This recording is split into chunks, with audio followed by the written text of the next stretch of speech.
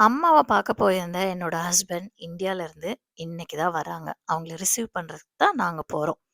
அன்னைக்கு பார்த்து summer வெக்கேஷனோட last டேங்க school. என் பசங்க பாவம் எல்லாரும் இந்தியா போறத பார்த்துட்டு, "நம்மளும் போலாமா?" அப்படின்னு சொல்ற மாரி ஏங்கிட்டு இருந்தாங்க. சரி வாடா இந்தியாவுக்கு தான் போ முடியல. ஆம்ஸ்டர்டாம் போய் அப்படியே அத்தாவ கூட்டிட்டு வந்துரலான்னு சொல்லி 3 பேரும் கிளம்பிட்டோம்.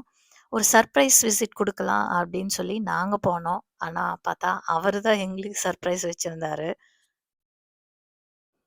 அல்மீர்ல பவுட்டன்லேருந்து ஷிப்போலுக்கு த்ரூவா எப்பவுமே ட்ரெயின் விட்டுருவாங்கங்க.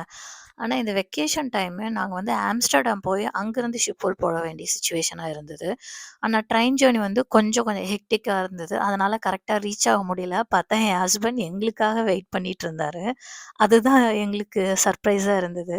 அவர போய் ரிசீவ் பண்ணி பசங்க ஃபுல்லா ஒரு ஒரு ஹாப்பி மொமெண்ட்டா இருந்தது. ஹாப்பி ஒரு எமோஷனல் டேவா இருந்தது அன்னைக்கு ஃபுல்லாவே. அது நான் ரீல்ஸ்ல போட்டிருந்தேன். நீங்க எல்லாரும் பார்த்துருப்பீங்க.